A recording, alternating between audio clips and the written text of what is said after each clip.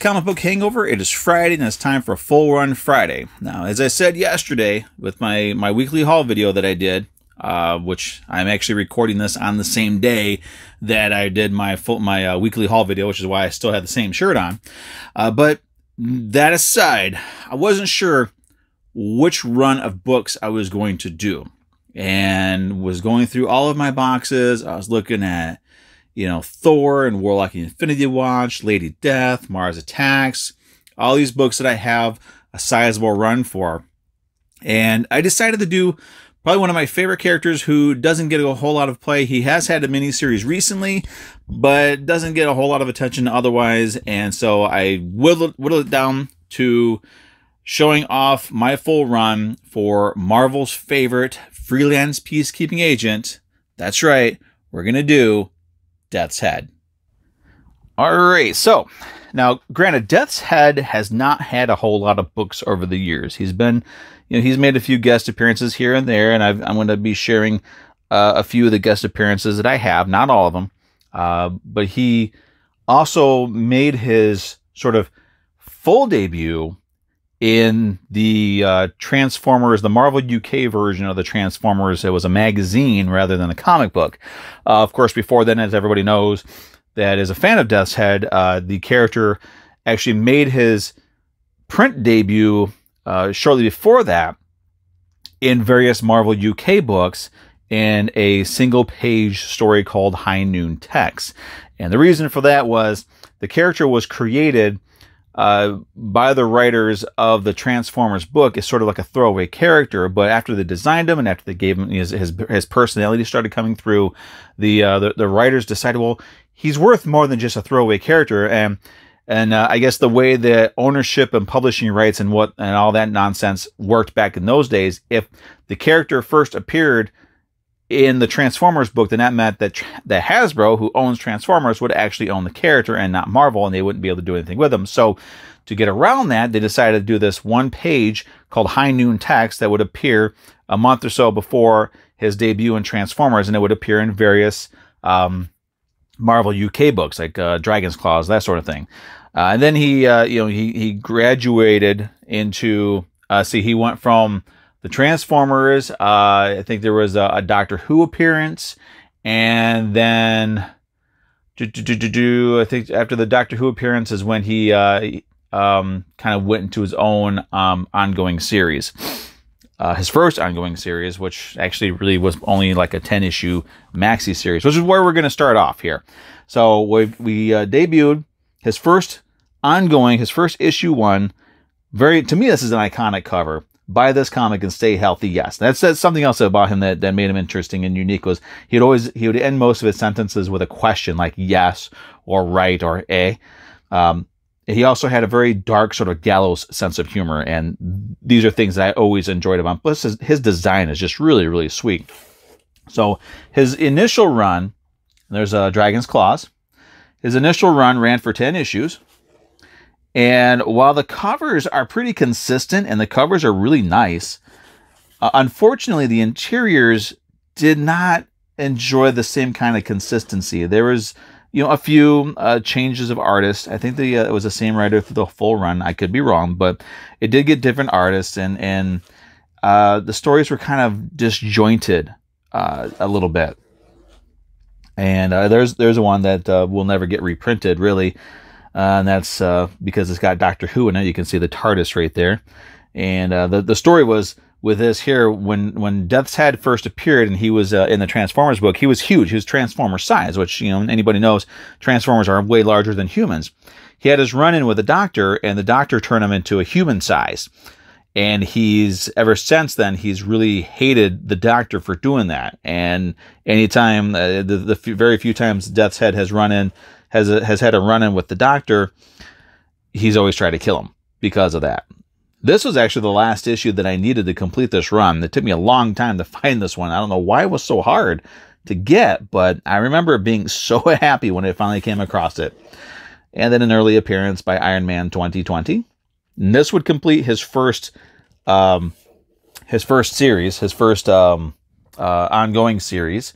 And before I get into the peripheral stuff, let's just finish off the actual Death's Head book. So this is a recent one, miniseries by Tini Howard, who actually did a really good job writing Death's Head. The only complaint I ever had about this book was it had the Wiccan and Hulkling from the Young Avengers books, and they were just, I don't understand what their whole point in being in the book was.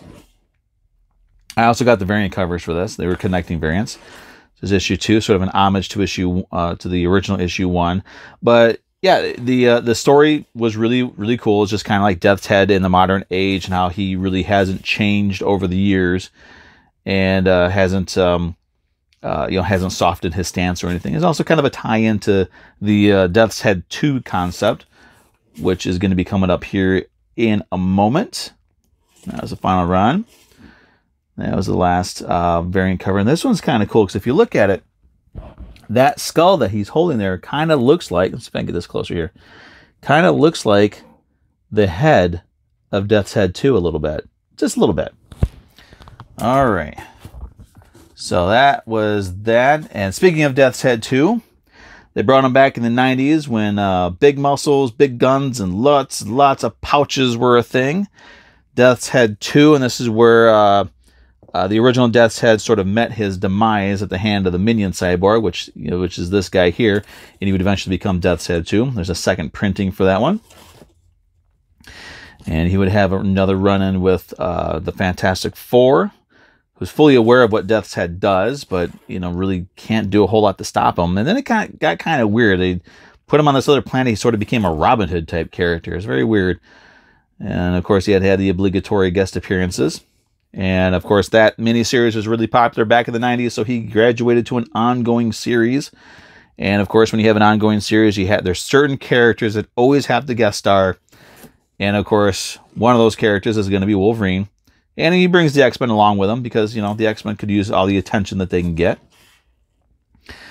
So Liam Sharp was the artist in a lot of these books. It was my introduction also to Liam Sharp's artwork. Really enjoyed it too.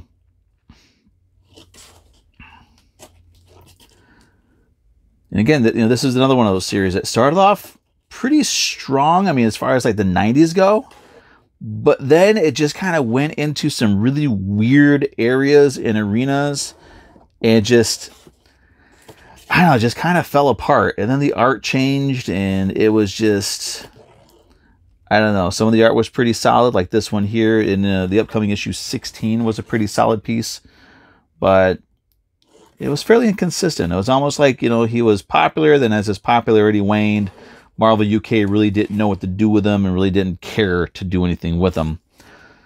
Then you've got issue 16. I always like this cover. So it's kind of weird or it's just issue 14. Okay, I thought it was issue 16. I'm sorry. Issue 14. I always thought it was kind of weird that just, this random issue had this blue foil gimmick to it. But I always liked that. And there's 15, another sort of appearance by the X-Men. I think there were robots in there. Another cover that I kind of liked. And then there was Death's Head 2 Gold. Another nice cover. Never really understood the point of it, but whatever. Then there was these spin-offs. The story was the Minion Cyborg was sent through space and time to assimilate the personalities and the talents of different people. And Death's Head was, I think, number 106. Death's Head took over, and then these other characters were other personalities that the Death's Head 2 cyborg decided, for whatever reason, to put into their own bodies. There was Death Metal and there was Death Wreck. Yeah, this one's Death Metal, the Terminator looking one, and Death Wreck was kind of a wreck. And it was just a 4-issue mini. Then there was Die Cut was another character. Oddly enough, this is not a die cut cover. It's a silver ink embossed cover. I always thought it was kind of weird how you have a character called Die Cut, but you wouldn't have a die cut cover. It made no sense. So that's all those. There was also when the 90s series going, when the Death's Head 2 series was going, Marvel, to their credit, understood that a lot of people may not have heard or seen the backstory of the original Death's Head, so they did this run called The Incomplete Death's Head. This is actually a die cut cover. And in this one here, Death's Head 2 gets access to the memories and adventures of the original Death's Head. And so we got a reprint series of the first 10-issue run of Death's Head with all new covers. I believe this also, one of these also reprinted High Noon Tex. They also reprinted some of the appearances that he had made in the, we want to say the Dragon's Claws, and I think even the She-Hulk. It's a cover that I always liked. So actually, this was actually the first time that I had been able to read the original 10-issue run of Death's Head was through Incomplete Death's Head. I think one of the reasons why they call it Incomplete Death's Head is because they were not able to reprint the issue that had Doctor Who in it, so it was incomplete. But I could be mistaken on that. Some good, nice covers here. Iron Man 2020. And then it wraps up issue 12. And yeah, that is the She-Hulk appearance from Sensational She-Hulk, which actually was Sensational She-Hulk number 24, which actually was the first issue of Sensational She-Hulk I ever bought because it had Death's Head in it. So, you know, what the heck? Why not? There was also, with Death's Head 2, a sort of a mini event crossover thing with Kill Power, who was in another book called Motormouth and Kill Power. Part of the line of books that Marvel UK had back in the day. They brought them all together for this Battle Tide series, where a giant cloud of evil or something was heading towards the Marvel UK universe. So all the Marvel UK characters had to come together, and Death's Head and Kill Power were the main characters in it. I have not read this since it was released back in 1993. So a lot of it I have forgotten. Some of these books, they're fun to look at, but even though I like these characters, looking at them now, you know, hindsight being what it is, the art is not the most impressive or complimentary to the characters. But, you know, the people who were doing these books were doing what they could as they were doing it. I don't fault them from any of that. I just appreciate that they were able to give me some of that stuff to enjoy. Now, one of the peripheral things that I have is this. Let's see if I can reposition my camera here. This was a United Kingdom magazine, Marvel Heroes, and this was an issue that had Death's Head in it. Now, this is when he was sort of defunct in the Marvel Universe. Not a whole lot going on with him, so they put him in this, and he teams up. Well, first he fights, and then he teams up with the ever-lovable Incredible Hulk. And when I found out about this one, I could not find it anywhere on eBay or anything. When I found it on eBay, it was pretty expensive at the time. But I was contacted by a kind gentleman. I wish I could remember his name, but this was a number of years ago. He lived in the UK. He had a copy of it, and he sent it to me. He didn't even charge me for it. He was a really good guy. This is why I wish I could remember his name. But I was able to get that. Something you can't really find here in the States. Speaking of UK releases, I do have some trades as well. This is one of the UK trades. Not really available here. Was not really available here in the States. That's the first half. And then there is this one. I got these off of eBay. This one's kind of cool. This is a decommissioned library book. So that's actually kind of cool that some kids were introduced to this character at their local library. That's awesome. And then finally, wrapping this up, this is the most recent reprint trade paperback for Death's Head. Reprinting, what is this? The Dragon's Claws, Death's Head, minus the Doctor Who issue. It has the Body in Question graphic novel, which is the first telling of his origin. This is not one of the books I'm trying to get individually, but I've got it here, so I'm happy with it. Actually, I think I have it a couple of times. But that's it. That is all of my Death's Head. So thanks again for watching. I hope you guys enjoyed going through my Death's Head comics. I really wish I'd have thought about doing this character when I recorded my last video, so I could get some advertisements for it. But, you know, it is what it is. These things are kind of off the cuff for me. I don't have a script. I don't have a format. I don't have any of that. I'm just kind of just going by the skin of my teeth, sharing whatever useless information I can remember from these books. And, of course, I'm always open to corrections. If I ever say anything about any of these books that's incorrect or not completely correct, and you know the information, by all means, comment in the section down below. You know, make those corrections. I appreciate that, because, you know, after so many years of reading and collecting comic books, I've been doing this since 1990. There's a lot of stuff I remember, but there's a hell of a lot of stuff I've forgotten. And any information, that's part of why I'm doing what I'm doing here with this series here, is to kind of share information, just kind of, you know, get that out there. Because this is you know, honestly, this is how we used to do it back in the day.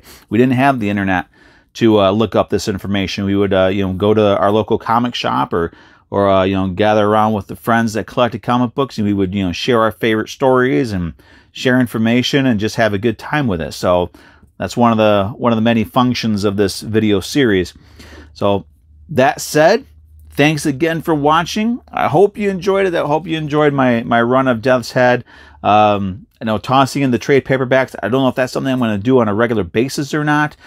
With Death's Head, he didn't have a whole lot of individual books, so I figured, you know, what the hell, why not bring in the trades in the magazine that I have. But I mean, if that's something you'd like me to continue doing, by all means, let me know. And, you know, if I have trades for anything, I do have a number of trades that I can share. So I do have quite a few that I've got individual books for, and I get them in trades. I don't know, it's a whole thing. But if you'd like to see those as well when I do my full runs, let me know, and I'll be happy to toss those in there as well. So other than that, everybody, thanks for watching. Thanks for your continued support. Have a great weekend, and I will see you all next Thursday with another haul and another quick review, and then next Friday for another Full Run Friday. Have a good weekend.